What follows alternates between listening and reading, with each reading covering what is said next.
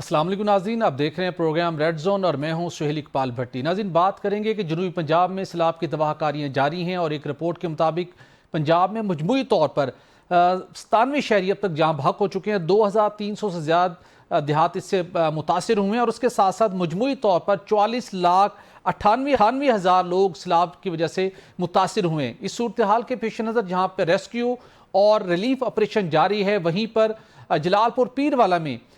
मुख्तलिफ मकामात के ऊपर बदतरीन सैलाब की तबाहीकारियाँ जारी हैं और सैलाब की लहरों की वजह से कई देहात अब तक बह चुके हैं और मुख्तलिफ मकामात के ऊपर आवाम की शिकायत भी सामने आ रही हैं। ताहम ज़िली इंतज़ाम इस हवाले से किस हद तक मावन साबित हो रही है लोगों को रेस्क्यू करने में, और उसके अलावा जो मुख्तलिफ तबकात से तल्लुक़ रखने वाले लोग वो अपनी मदद आपके तहत भी वहाँ पर लोगों को इमदाद फराहम कर रहे हैं, लोगों को रेस्क्यू करने की कोशिश कर रहे हैं। वहाँ पर इस वक्त एग्जैक्ट सूरत हाल जनूबी पंजाब में क्या है और मुल्तान, शुजाबाद और जलालपुर पीरवाला में सैलाब के जो तबाहकारियाँ थी उनका मजीद खतरा अभी बाकी है या ये खतरा आंदा 24 घंटों में टल जाएगा, इस पर आज के शो में बात करेंगे। और इसके साथ आपको बताएंगे कि पाकिस्तान तहरीक इंसाफ एक मरतबा फिर सियासत को जलसों की तरफ ले जाने के लिए कोशिश कर रही है। पेशावर के अंदर एक जलसे का प्लान कर लिया गया, लेकिन उसके साथ साथ पाकिस्तान तहरीक इंसाफ ने वाजे किया है कि 26वीं आईनी तरमीम वो अदलिया की आज़ादी की राह में बड़ी रुकावट है और वो again supreme court of Pakistan से अपील करते हुए दिखाई दिए चेयरमैन पीटीआई मिस्टर गोहर कि सुप्रीम कोर्ट ऑफ पाकिस्तान 26वीं आईनी तरमीम का केस जल्द अज जल्द सुने। दूसरी जानिब वज़ीर आला खैबर पख्तूनख्वा कालाबाग डैम के हक में है, मगर पाकिस्तान तहरीक इंसाफ चाहती है कि ये डैम मुतनाज़ा है, किसी सूरत नहीं बनना चाहिए। वहाँ पर खैबर पख्तूनख्वा के बहुत से इलाके उससे डूब जाएंगे, मुतासिर होंगे। पीटीआई के अंदर मादनियात और कालाबाग डैम की तमीर के हवाले से अंदरूनी तौर पर इख्तलाफात इतने ज़्यादा क्यों हैं? पार्टी के अंदर इत्तफाक़ राय क्या कायम हो सकता है या नहीं, इस पर भी बात करेंगे। और इसके साथ आपको बताएंगे कि पीटीआई के अंदर इख्तलाफी आवाज़ें मौजूद हैं कि क्या पार्लियामेंट के अंदर मौजूद रहें या हमें पार्लियामेंट छोड़ देना चाहिए। कौमी असम्बली के बाद अब सेनेट की कायमा कमेटियों से इस्तीफों का सिलसिला भी चल निकला है। ये मामला कहाँ जाकर थमेगा, इस पर भी आज के शो में बात करेंगे। और इसके साथ आपको बताएंगे कि नेतन्याहू ने कतर पर हमले के बाद फौरी तौर के ऊपर अपना उसका जो एक प्लान है ग्रेटर इसराइल का, उस सिलसिले के अंदर दोबारा अनाउंसमेंट की है कि फ़लस्तीनी रियासत का कोई वजूद नहीं और ना ही फ़लस्तीनी रियासत कायम होने देंगे। ताहम अरब और मुस्लिम ममालिक इस हवाले से मुत्तफिक हैं, मुत्तहिद हैं कि हर सूरत फ़लस्तीनी रियासत का क़याम अमल में लाया जाएगा। ताहम कतर पर मौजूदा जो सूरत हाल हमले के बाद डेवलप हुई है, इस सूरत हाल में क्या इसराइल को तमाम मुस्लिम ममालिक मिलकर को टफ टाइम दे पाएंगे या नहीं, इस पर भी आज के शो में बात करेंगे। और प्रोग्राम के आखिर में बताएंगे कि वफाकी हुकूमत ने एक मरतबा फिर एक और कौमी मनसूबा मुकम्मल करने के लिए इस्लामाबाद के शहरी के ऊपर भारी टैक्स लगाने की तैयारी कर ली है। ये मनसूबा है क्या और कितने अरब टैक्स के जरिए से आवाम से इकट्ठे करने का प्लान बनाया गया है, इस पर भी आज के शो में बात करेंगे। स्टूडियो में हमारे साथ होंगे सीनियर तज्ज़ियाकार रऊफ खुलासा साहब, जबकि टेलीफोन लाइन पर हमें ज्वाइन कर रहे हैं सीनियर सहाफ़ी, सीनियर तज्ज़ियाकार मुल्तान से ताल्लुक़ है शकील अंजुम साहब। शकील अंजुम साहब, आपका बहुत शुक्रिया। शकील साहब, मैं जानना चाहूँगा अगरचे कि पंजाब हुकूमत और कुछ दीगर रेस्क्यू करने वाले इदारे जनूबी पंजाब के अंदर हमें कहीं न कहीं मसरूफ़ अमल दिखाई ज़रूर दे रहे हैं, लेकिन आपने इस पूरी सूरत हाल को बहुत क्रिटिकल आपने रिपोर्ट किया है, ऑब्जर्व किया है और रिपोर्ट्स भी आप तक पहुंची हैं। बिलखसूस हेड रीमू से लेकर हेड पंजना तक सूरत हाल है क्या? ये सूरत हाल कोई नॉर्मल होते हुए दिखाई नहीं दे रही कई दिन गुजरने के बावजूद। इस वक्त जो तबाहकारियाँ हैं उसके तनाजुर में जो रेस्क्यू और रिलीफ ऑपरेशन है उस पर आप किस हद तक मुतमईन हैं कि लोगों को अब तक जब शोर शराबा हुआ है, मीडिया ने मामला हाईलाइट किया है, किस हद तक इमदादी टीमें इन इलाकों में मौजूद हैं? बट साहब, थैंक यू वेरी मच। गुजारिश ये है कि मैं ये समझता हूँ कि जो हमारी हुकूमत है और जो इससे रिलेटेड इदारे हैं वो मेरा ख्याल में पूरी तरह से तैयार नहीं थे। इस सारी जो सूरत हाल है, जिस किस्म का ये डिजास्टर आ रहा था, और अगर हुकूमत तैयार होती तो बर वक्त इक़दाम किए जाते। और ख़ास तौर पर आप ये देखें कि चलें कि जो खैबर पख्तूनख्वा में हुआ, गिलगित बल्तिस्तान में हुआ, दैट वाज नॉट कंट्रोल्ड। मतलब वहाँ पे क्लाउड ब्रस्ट हुआ और पहाड़ों से पानी आया और लोगों कुछ को ही मिनटों के अंदर एग्जैक्टली सेकंड मिनट्स में सब कुछ तबाह हो गया जो महसूस बट ये जो सिचुएशन है इट इज कंट्रोल्ड। एग्जैक्टली पता है कि कितना पानी आ रहा है, खानकी पर कितना है, त्रिमो पर कितना है, और हेड मोहम्मद वाला से कितना गुजरेगा, शेरशाह से कितना गुजरेगा, पंजना से कितना गुजरेगा जी। तो इसको जिस तरीके से مینج کرنا چاہیے تھا گورنمنٹ نے اس طریقے سے مینج نہیں کیا، اور گورنمنٹ کا بھی یہ خیال تھا، جیسا کہ ہم نے رؤف صاحب کے پروگرام میں بھی بات کی ہے کہ لوگ یہ سمجھ رہے تھے کہ پانی آئے گا اور گزر کے اور چلا جائے گا، اسی طرح گورنمنٹ بھی یہی فورسی کر رہی تھی کہ یہ 2-4 دن کی کھیل ہے، پانی آئے گا اور گزر جائے گا، لیکن story is different. On ground صورتحال اس وقت بہت ہی بری ہے، بہت کریٹیکل ہے، ابھی بھی ہزاروں کی تعداد میں لوگ جو ہے وہ پھنسے ہوئے ہیں، ان کو ریسکیو نہیں کیا جا سکا۔ لوگوں نے آج بھی جو سینئر وزیر ہیں مریم اورنگزیب، وہ جلال پور میں رہیں، شجاع آباد رہیں، مظفر گڑھ گئیں، تو مظفر گڑھ میں بھی ان کو جو لوگ ملے، انہوں نے وہاں پر ان کے سامنے وہ دھاڑے مار مار کر رو رہے تھے کہ ان کے جو لوگ ڈوبے ہیں ان کی لاشیں نہیں مل پائی ہیں۔ کچھ ایسے لوگ ہیں جو لاشیں رکھ کے سڑک پر بیٹھے ہوئے ہیں، جنہوں نے اپنی مدد آپ کے تحت جو ہے وہ نکالی ہیں دریا کے پانی سے، ان کو تدفین کے لیے جگہ نہیں مل رہی۔ تو یہ صورتحال ہے اس وقت۔ لوگ جو ہے مطلب اگر آپ علی پور اور سیت پور والی سائڈ پر جائیں، اسی طرح جلال پور والی سائڈ پر جائیں، تو لوگ جو ہے ہزاروں کی تعداد میں آپ کو سڑک کنارے کھلے آسمان کے نیچے اپنے بچوں کے ساتھ بے یار و مددگار پڑے ہوئے نظر آئیں گے۔ ان کا کوئی پرسان حال نہیں ہے، ان کو کھانا کس نے دینا ہے، انہوں نے رہنا کدھر ہے، انہوں نے سونا کیسے ہے، کوئی ارینجمنٹس نہیں ہے، کیونکہ یہ ایک بہت بڑی تعداد ہے لوگوں کی۔ میرا یہ خیال ہے کہ اتنی بڑی تعداد جو ہے وہ کبھی بھی ڈسپرس نہیں ہوئی ہے ان علاقوں سے، اور وہ شہری علاقوں میں آئی ہو۔ قیام پاکستان کے بعد لوگوں کی سب سے بڑی ہجرت ہے جو اپنے گھر بار چھوڑ کر جو ہے وہ سڑکوں پر آئے ہیں، اور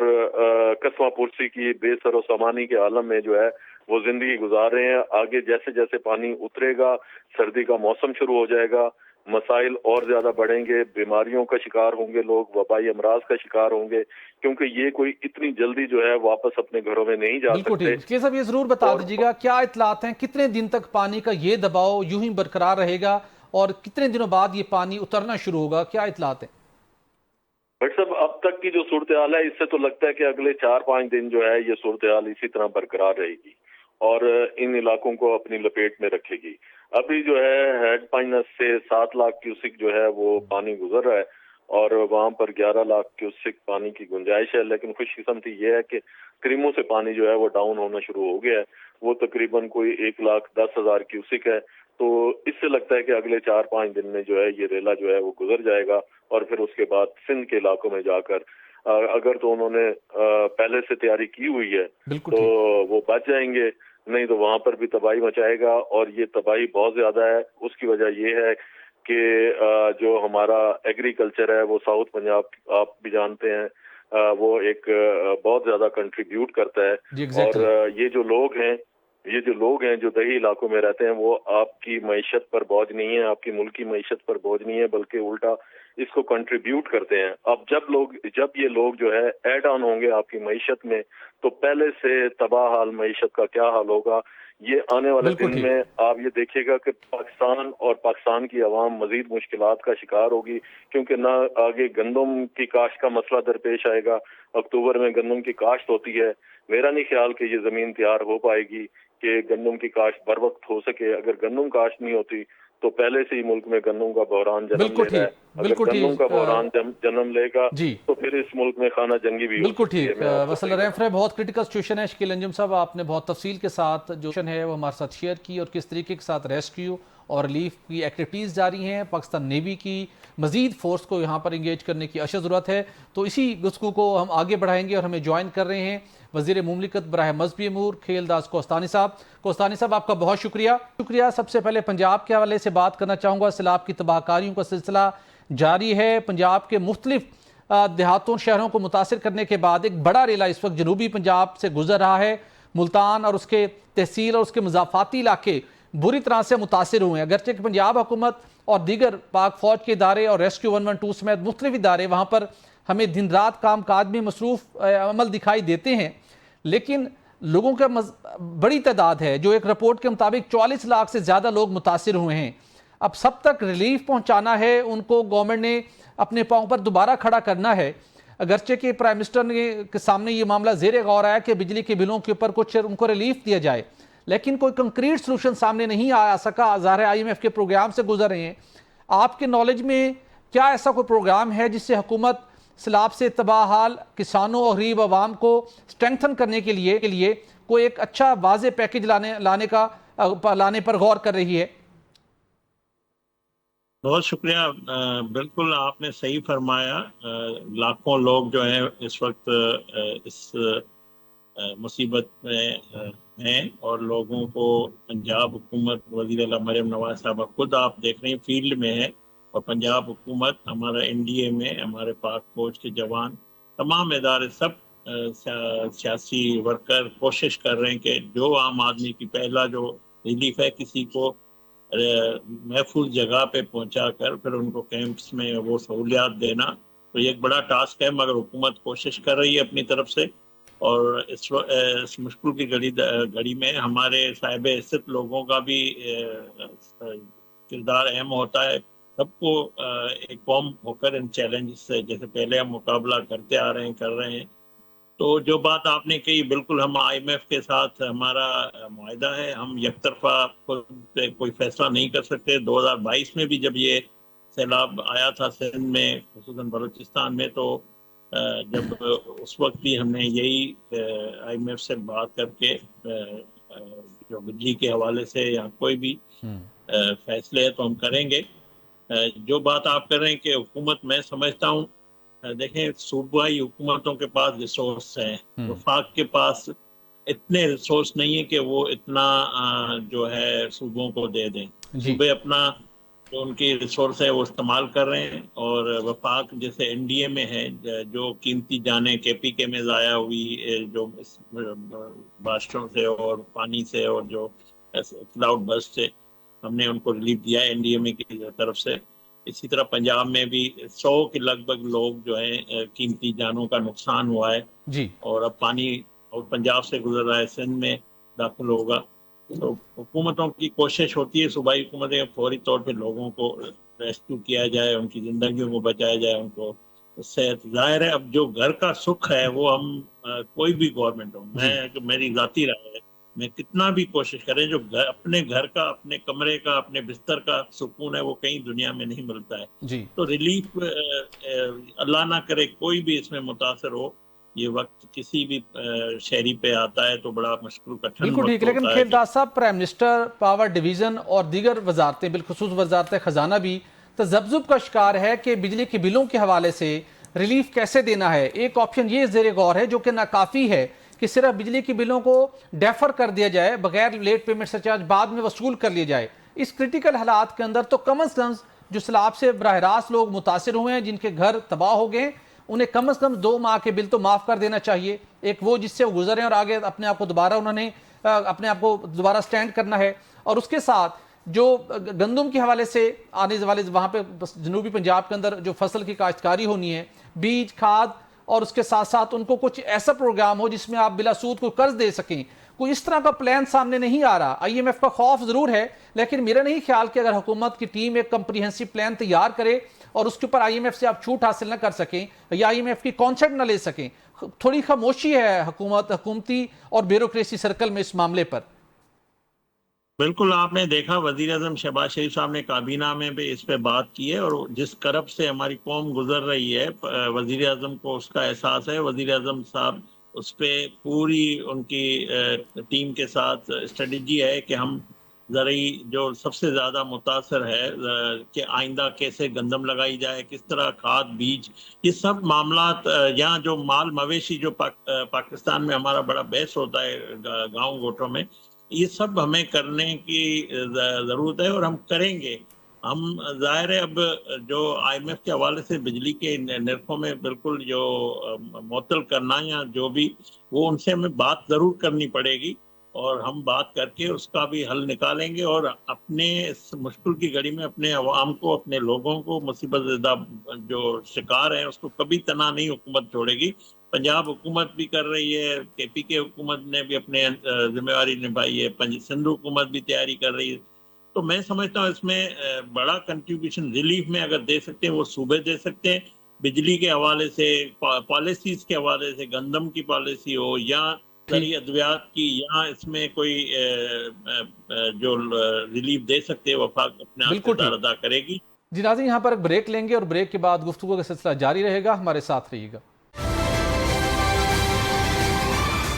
ویلکم بیک ناظرین، وفاقی حکومت اور پروونشل گورنمنٹ ریلیف فراہم کرنے کے حوالے سے کوئی تھوڑا سا تذبذب کا شکار ہیں۔ واضح طور کے اوپر کوئی انڈیکیشن سامنے نہیں آ رہی کہ بجلی کے بلوں سمیت اور جو بہت سے اقدامات کرنے ہیں ان میں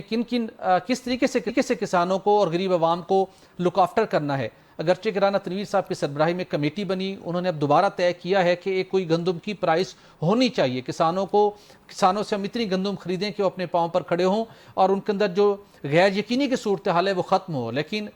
قیمت کیسے طے ہوگی اس کے اوپر وہ بھی خاموشی ہیں۔ تو آپ کے مطابق ان حالات کے اندر حکومت کو، وفاقی صوبائی حکومت کو، کسانوں کو ریلیف فراہم کرنے کے لیے، انہیں دوبارہ اپنے پاؤں پر کھڑا کرنے کے لیے کن اقدامات کی طرف جانا چاہیے؟ جی بھٹی صاحب بہت شکریہ، بڑے اہم سوالات آپ نے اٹھائے ہیں اور ہمارے بھائی بھی اچھی باتیں کر رہے تھے۔ میں 2-3 آپ کو ماڈلز بتاتا ہوں۔ جی، انڈیا میں بھی یہ ہماچل پردیش اور میرا خیال ہے وہاں پہ پھر پورے یہ پنجاب، انڈین پنجاب جو ہے وہاں پہ بھی اسی طریقے سے بارشیں آئی ہیں، فلڈز آئے ہیں اور بڑے پیمانے پہ نقصان ہوا ہے۔ تو سینٹرل حکومت نے وہاں پر کچھ 26,000 کروڑ کا انہوں نے اعلان کیا ہے اپنے کسانوں کے لیے اور ریہیبلیٹیشن کے لیے، زراعت کو بھی، گاؤں کو بھی، جن لوگوں کو نقصانات ہوئے ان کے انہوں نے ریشو بھی طے کر دے کہ ہم اپنے ایک کسان، ایک گھر کو اتنے پیسے دیں گے، اور 26,000 کروڑ از اے ہیوج اماؤنٹ جو انہوں نے وہاں پر رکھی ہے، انڈین پنجاب کے لیے رکھی ہے، اور کچھ اوپر جو ہماچل پر۔ ایک تو یہ ماڈل بھی ہے کہ آپ نے ریہیبلیٹیٹ کرنا ہے، کیسے کرنا ہے، ابھی سے اپنے کسان کو، لوگوں کو، دیہاتیوں کو آپ نے بتا دیا۔ انڈین ماڈل بھی ہمارے سامنے۔ No coming to the IMF model,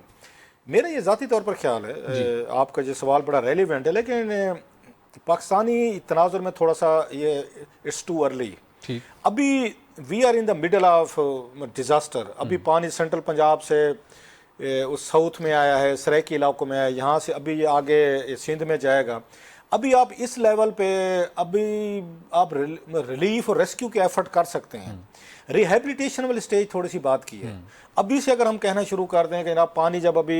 وہاں پہ پھیل رہا ہے اور لوگوں کو اتنی تکلیفیں ہیں، لوگوں کے مسئلے ہیں، ہم کہیں کہ حکومت ان کو دوبارہ پاؤں پہ کھڑا کرنے کے لیے کیا کرے گی؟ ہو سکتا ہے کہ حکومت کے ذہن میں، ویسے بتا رہا ہوں کہ ان کے ذہن میں 1000 کروڑ 1000 کروڑ سے کام ہو جائے گا۔ پتہ یہ چلا کہ آن گراؤنڈ جو ہے وہاں پہ 10,000 کروڑ کا نقصان ہوگا۔ میں ویسے بات کروں، سو انلیس پانی کہیں سیٹل نہیں ہوتا، سندھ تک جاتا ہے، صرف آپ نے یہاں پہ سینٹر اور ساؤتھ پنجاب جیسے سرائکی علاقوں نہیں دیکھنا، آپ نے سندھ کو بھی دیکھنا ہے کہ وہاں پہ خدا نخواستہ کتنا نقصان ہوتا ہے یا چیزیں ہوتی ہیں۔ سو ابھی مجھے سمجھ آتا ہے ابھی ہمیں اپنے گھوڑے جو ہے نا تھوڑے سے چھاؤں پہ باندھنے چاہیے۔ اس وقت ہماری جو ایفرٹس فوکس ہونا چاہیے وہ ہونا چاہیے آپ کی ریسکیو پہ اور ریلیف پہ۔ ریہیبلیٹیشن بعد میں دیکھیں گے، 3 آرز بنتے ہیں نا، یہاں پہ ریسکیو ہے، اس کے بعد ریلیف ہے، ریہیبلیٹیشن ہے۔ یہ بات کی کام ہے جو مجھے سمجھ آتی ہے۔ میں بھی رانگ پڑتی سی میں نمبر 1 2 نمبر 3، اس ملک میں بار بار کہا جا رہا ہے کہ اتنی بڑی ڈیزاسٹر ہوئی ہے، دنیا بھر کے ملکوں نے ہمارے ساتھ ہمدردی کی ہے، انہوں نے بلکہ ایفرٹس کیے ہیں۔ امریکن صاحب نے کوئی جہاز اپنے جو بھی تھے انہوں نے بھیجے ہیں کہ جناب امدادی سامان دیں، اور ملک بھی بھیج رہے ہیں۔ IMF کا مطلب کوئی وہ اس دنیا میں نہیں رہتے کہ پاکستان کے پاس اس وقت تقریباً 30-40 لاکھ بندہ جو ہے، اٹس اے میسو نمبر، وہ اس سے فلڈ سے افیکٹ ہوا ہے۔ لہٰذا کل کو اگر حکومت پاکستان ان سے بات کرتی ہے تو وہ کہیں گے نہیں بھائی، یہ 40-50 لاکھ بندہ جتنا بھی افیکٹ ہو رہا ہے، آپ نے جس یہ فریم ہمارے ساتھ طے کیا ہوا ہے اس سے دائیں بائیں نہیں ہونا۔ میرا نہیں خیال کہ اگر ان کو پراپر طریقے سے بتایا جائے گا، یہ کوئی فیک بات بھی نہیں ہے، کوئی فالتو فکر بھی نہیں ہے۔ یہ تیسری بات ہوگی۔ چوتھی بات، ایک طرف ہم یہ ان کو اپنے کسانوں کو، دیہاتیوں کو ریلیف نہیں دے پا رہے کہ IMF ہمارے پہ ڈنڈا لے کے بیٹھی ہوئی، ڈرے ہوئے ہیں۔ ڈرنا بھی چاہیے صاحب، ذرا ہماری بہت سارے ہمارے اپنے قصور ہیں، IMF تو ٹھیک کرنے کی کوشش کرے۔ اچھا، IMF کو ہمیشہ کسانوں پہ اعتراض ہو جاتا ہے کہ ان کو ریلیف نہیں دے، گندم ان سے نہیں خریدنی، ان کو فلانی سبسڈی نہیں دینی، یہ محکمہ بند کر دیں، اس کو بند کر دیں، ضائع ہو رہے ہیں، اسٹیٹ آپ کی انٹرپرائزز ہیں وہ لاسز میں جا رہی ہیں۔ لیکن جب یہاں بیوروکریٹس اور بابوز کھل کے کھیلیں، وہ چاہے MNAs MPs کے ہم دیکھتے ہیں، ان کی تنخواہیں پرکس پریولیجز ہوں، کبھی IMF کا سنا ہے آپ نے کہ بھائی صاحب آپ اتنا 8,000 ارب کا آپ نے سود دینا ہے، اربوں خربوں کے آپ کے قرضے ہیں، یہ کہاں سے للے تللے ہو رہے ہیں؟ کبھی IMF نہیں بولا۔ ابھی دیکھ لیں، ابھی آج کل میں وہاں اسٹینڈنگ کمیٹیز کی میٹنگ میں جا رہا ہوں، وہاں پہ اس کی فنانس کمیٹی کی میٹنگ میں بھی گیا، اور کل اس کی تھی کامرس منسٹری کی تھی، وہاں پہ یہ پتہ چل رہا ہے کہ security exchange commission of Pakistan کے 4 افسران نے 38 کروڑ روپے کے بونسز اور تنخواہ لے رہی ہے، اور 18 مہینے پہلے سے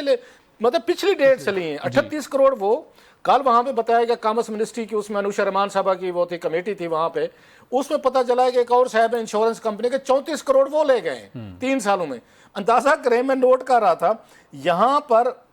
آپ کے 72 کروڑ روپیہ جو ہے 5 بندے 72 کروڑ روپیہ بونسز اور اپنے اس کے نام پہ لے گئے اور انہوں نے آئی ایم ایف خاموش ہے اس پہ؟ ہاں خاموش ہے، کوئی سنا آپ نے؟ اور ساتھ میں ہمیں یہ بھی بتایا گیا، ہمارے منہ پہ پینٹ کیا گیا وہاں پہ، اور سب نے پینٹ کروایا کمیٹی میٹنگ میں، میں کوئی اور لفظ نہیں یوز کرنا چاہتا، پینٹ ہی کہہ سکتا ہوں سیولائز طریقے سے، انہوں نے کہا ہمیں یہ قانون اجازت دیتا ہے،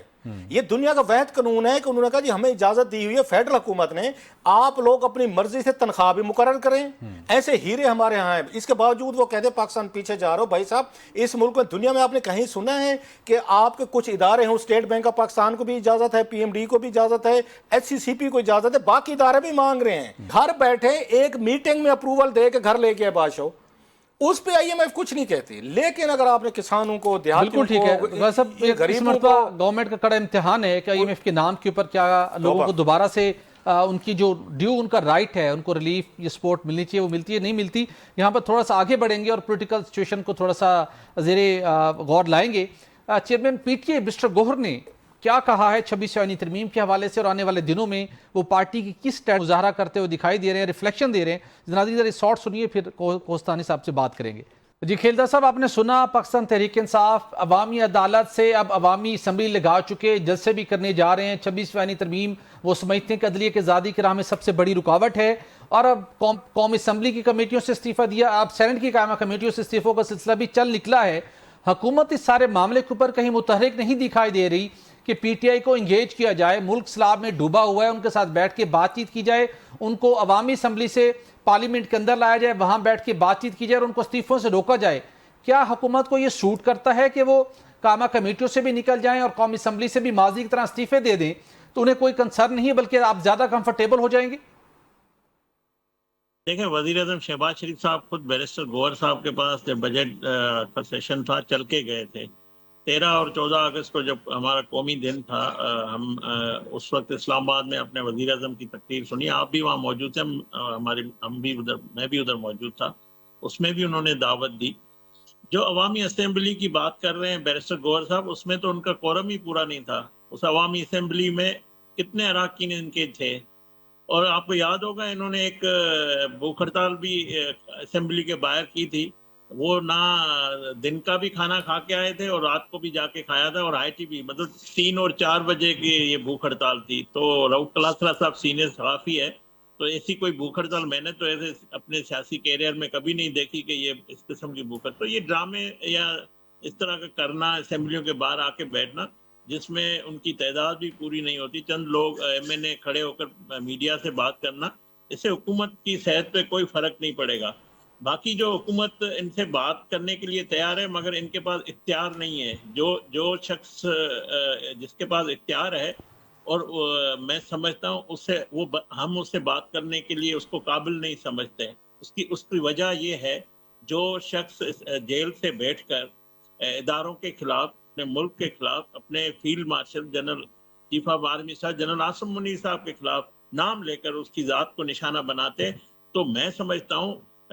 جنرل عاصم منیر کو یہ نہیں ٹارگٹ کرتے، یہ پورے افواج پہ، پورے پاکستان کے ایسے ادارے پہ جس نے اتنی بڑی کامیابی حاصل کی ہے، اتنی فتح حاصل کی ہے، اس کی وہ تصدیق کرتے ہیں، ان شہداء کی تصدیق کرتے ہیں جب یہ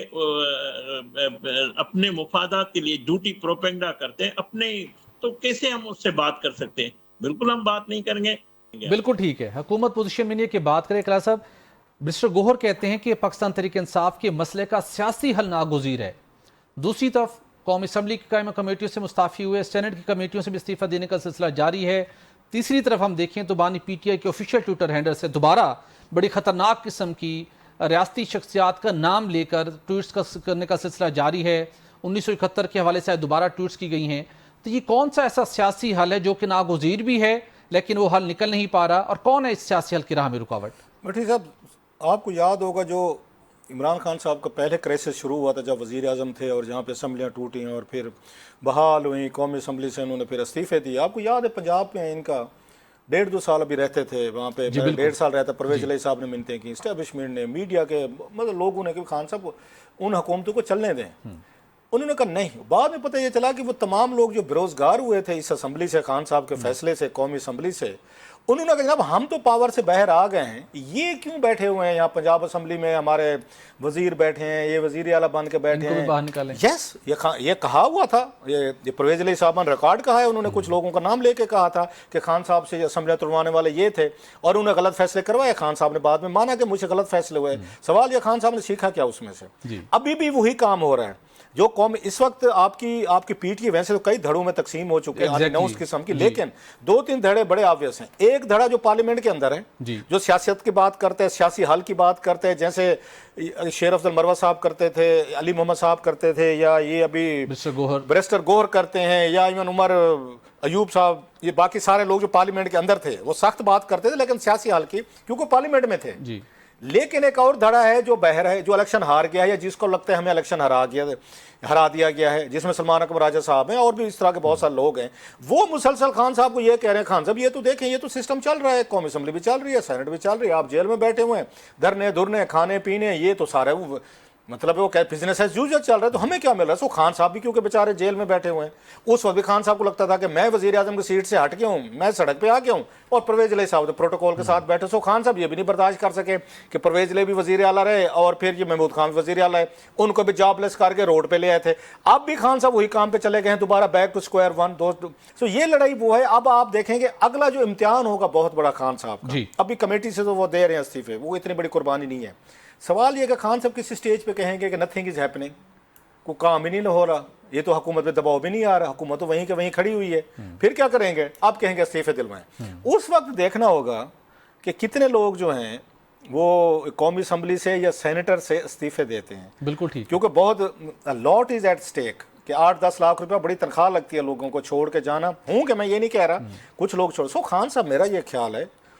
کہ انہیں اس ایکسٹریم پوزیشن پہ جا کے اپنی پارٹی کے لوگوں کو ایلینیٹ نہیں کرنا چاہیے. پارٹی کے لوگ نا تھک چکے ہیں، بالکل ٹھیک، ورکر بھی تھک گیا ہے، پارٹی بھی تھک چکی ہے، ایم ایل اے سینیٹر بھی تھک چکے ہیں کہ روز کا کوئی نہ کوئی ایک نئی چیز ہے، نیا ٹیسٹ ہے، نیا امتحان ہے. کبھی علیمہ خان صاحب آتے جاتے چپیڑے مارتی ہیں، کبھی ادھر اس سے پہلے بشرا صاحبہ نے گالیاں دی تھیں، آپ کو یاد ہوگا، انہوں نے ان سلمان اکرم راجہ صاحب کو اور اس کے باقی لوگوں پہ، پھر آپس میں گروپنگ ہو رہی ہے. یہی علی امین گنڈا پور صاحب کا آپ کو یاد ہو، انہوں نے اٹھا کے بیر پھینک دیا خان صاحب نے. علی امین گنڈا، انہوں نے فیصل واٹر صاحب نے نہیں، اگر سوری، انہوں نے آپ کو یاد ہو شیر افضل مروت صاحب نے کہا تھا کہ جناب کے خان صاحب نے اس کو علی امین گنڈا پور کو کہا ہے کہ یہ میری بیگم صاحبہ دوسری دفعہ جو جیل ہے تم نے بھجوایا ہے. یہ الفاظ ہیں انہوں نے کہے ہوئے ہیں. انہوں نے ان کو ہٹا دیا تھا کہ اس کا جلسے جلوسوں سے کوئی تعلق نہیں ہے، عمر یا ایوب کریں گے یا جنید اکبر صاحب کریں گے. ابھی آپ نے بیان چلوایا ہے ان کا بیرسٹر گوہر کا، جی وہ فرما رہے ہیں کہ جناب کہ یہ سارے کام جو ہے یہ کرے گا. ریزن کہ علی امین گنڈا پور جیب سے پیسہ لگائے گا، حکومتی وسائل ہیں کہ علی امین گنڈا پور اگر نہیں آتا اس پورے ارینجمنٹ میں، پھر تو پیسے بھی آپ کو لگانے پڑیں گے، پھر حکومتی مشینری بھی نہیں آئے گی، پھر آپ نہیں سرکاری جو وہ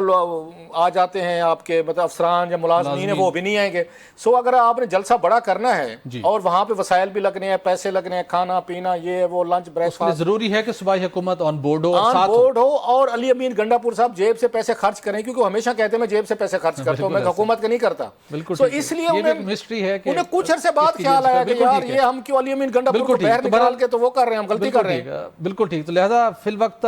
بیرسٹر گوہر کے بیانات، مطالبات اپنی جگہ کے اوپر، لیکن پی ٹی آئی کو سیاسی حل کی طرف جاتے ہوئے دکھائی نہیں دے رہی. ناظرین یہاں پر ایک بریک لیں گے. یہاں پر ہمیں جوائن سیگمنٹ میں کھیل دوست کوستانی صاحب آپ کا بہت شکریہ، آپ ہمارے ساتھ تھے. ناظرین یہاں پر ایک بریک لیں گے اور بریک کے بعد گفتگو کا سلسلہ جاری رہے گا، ہمارے ساتھ رہیے گا. ویلکم بیک ناظرین. وفاقی حکومت نے نئے ٹیکس عائد کر کے ایک اور قومی منصوبہ شروع کرنے کی تیاری کر لی ہے. اس سے پہلے پیٹرولیم مصنوعات کے اوپر پیٹرولیم لیوی کی شرح مزید بڑھا کر بلوچستان میں N25 تعمیر کرنے کی اناؤنسمنٹ کی گئی تھی، اور اسی طرح بجلی کے صارفین کو ریلیف دینے کے نام کے اوپر بھی پیٹرولیم لیوی کی شرح میں اضافہ کیا گیا. وفاقی حکومت نے ایک اور راستہ نکالا ہے کہ اسلام آباد کے اندر ایک میڈیکل کمپلیکس تعمیر کرنا ہے جس کی لاگت کلاس اب 213 ارب روپے بتائی گئی ہے. وفاقی حکومت 213 ارب روپے، اور وفاقی حکومت کا یہ کہنا ہے کہ اس کے لیے، اس منصوبے کے لیے فنڈز درکار نہیں ہے، اگرچہ کہ آنے والے سالوں میں احسن اقبال صاحب بھی کہتے ہیں کہ ہم پبلک سیکٹر ڈیولپمنٹ پروگرام کے ذریعے سے کچھ رقم اس کے اندر ہم شامل ضرور کریں گے، لیکن اسلام آباد کے شہریوں پر ہمیں میونسپل ٹیکس عائد کرنا ہے تاکہ اس کی کلیکشن ہو، اور اسلام آباد کے شہریوں کے لیے منصوبہ ہوگا، اسٹیٹ آف دی آرٹ ہوگا، ہزاروں لوگوں کو یہ کیٹر کر سکے گا. لہٰذا ہمیں وار فوٹنگ کے اوپر فنڈنگ درکار ہے، اور یہ اس تجویز کے اوپر کام شروع کر دیا گیا ہے کہ میونسپل ٹیکس عائد کر کے اسلام آباد کے شہریوں سے کلیکشن کی جائے اور یہ اسلام آباد میڈیکل کمپلیکس تعمیر کیا جائے۔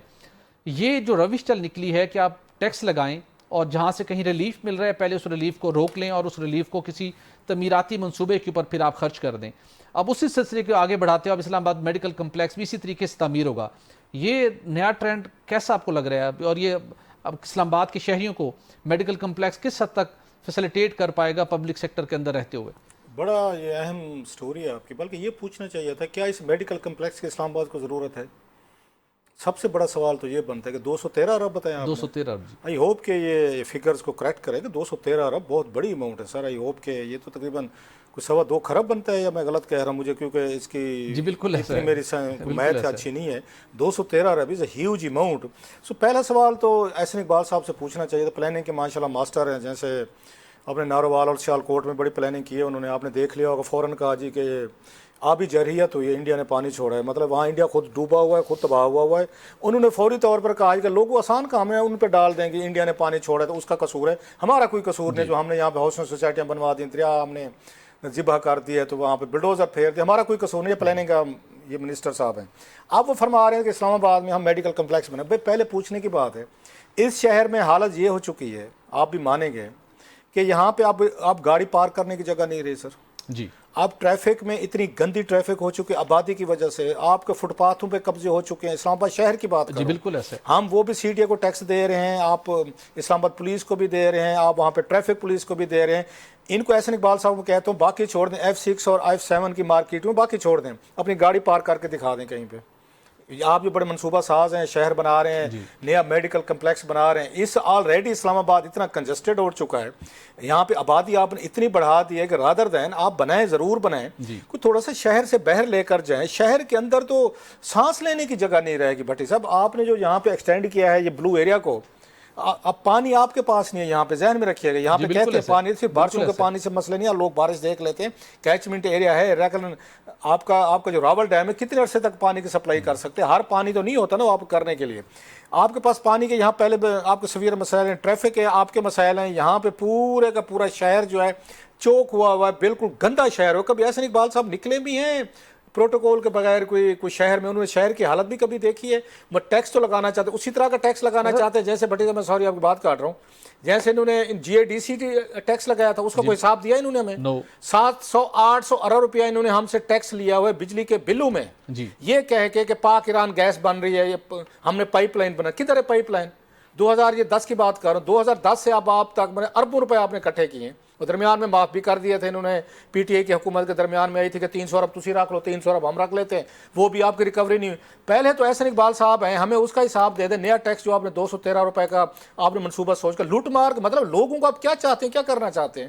مطلب اچھا پیمز اور پولی کلینک کے اوپر کچھ پیسہ لگا کے ان کو بہتر کر دیں، وہاں تو لوگوں کو فیسیلیٹی دے دیں سب سے پہلے۔ چلے چھوٹا جائے ایک ہاسپٹل، میں سمجھتا ہوں 2-3 ہاسپٹل بننے چاہیے، ایک آپ کو ادھر باراکو سائٹ پہ بنائیں ایک اچھا سا،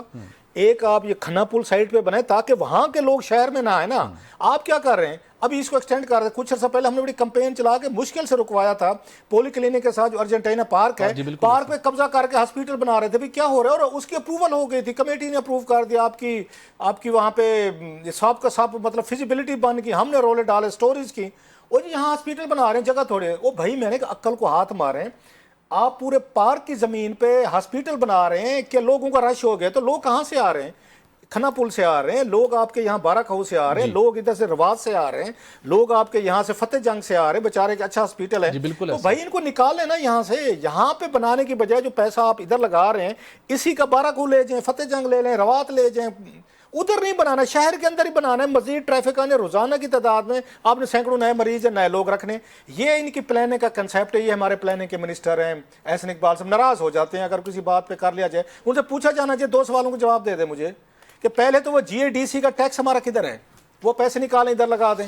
اسلام آباد کے لوگوں پہ نیا ٹیکس لگا کے میونسپل کا ٹیکس دیں گے، ہم نے یہاں کمپلیکس بنانے ہیں، تو باقی پیسے جو آتے رہے ہیں، آپ نے جو یہ بلوچستان کے لیے جو آپ نے وہ کیے تھے، پیسے اکٹھے کیے تھے، وہ کدھر ہیں؟ جو وہ انہوں بھی نے جمع ہو رہے ہیں ابھی. اچھا وہ جمع ہو رہے ہیں. وہ بلوچستان کے پیسے آپ نے رکھ لیے کہ وہاں سڑکیں بنانی ہیں, بلوچستان بنائے جی, ہم کیا کہیں, مجبوری ہے. آپ نے ایکسپیکٹیشن ایسی کہہ دی کہ بلوچستان انڈر ڈیولپ ہے. بالکل آپ نے پیٹرول کی دنیا بھر میں قیمتیں کم ہوئی, آپ نے نہیں کیا, آپ نے کہا بلوچستان میں دے رہے ہیں, ٹیکس دے رہے ہیں. پوری قوم نے کہا چلیں دیں. اس کے بعد کبھی خبر سنی ہے کہ کدھر گئے بلوچستان کے جو پیسے آپ نے اکٹھے کیے تھے, پیٹرول والے ہمارے پیسے. جی آئی ڈی سی کے جو پیسہ اکٹھا ہوا, اب ریسنٹلی ایک پائپ لائن تعمیر کرنے کا کیا گیا ہے, اس پائپ لائن کے لیے باہر سے پیسہ لایا جا رہا ہے, ڈالر میں ریٹرن کی بات ہو رہی ہے, تو وہ جی آئی ڈی سی کا پیسہ گیا. اس کے ساتھ ساتھ اگر آپ نے نیا اسلام آباد میڈیکل کمپلیکس بنانا ہی ہے ضرور بنائیے, لیکن پیمز اس کے ساتھ پولی کلینک اور سی جی ہاسپٹل کی حالت کو بہتر بنانے کے لیے اقدامات کریں. یہاں پر بھی بہت سے اسٹل مریضوں کو کمپنسیٹ کیا جا سکتا ہے, اکوموڈیٹ کیا جا سکتا ہے, ان کی ٹریٹمنٹ ہو سکتی ہے, لیکن وہاں پر جو صورتحال ہے وہ ناقابل بیان ہے. آج کے لیے اتنا ہی ناظرین, اجازت دیجیے, اللہ حافظ.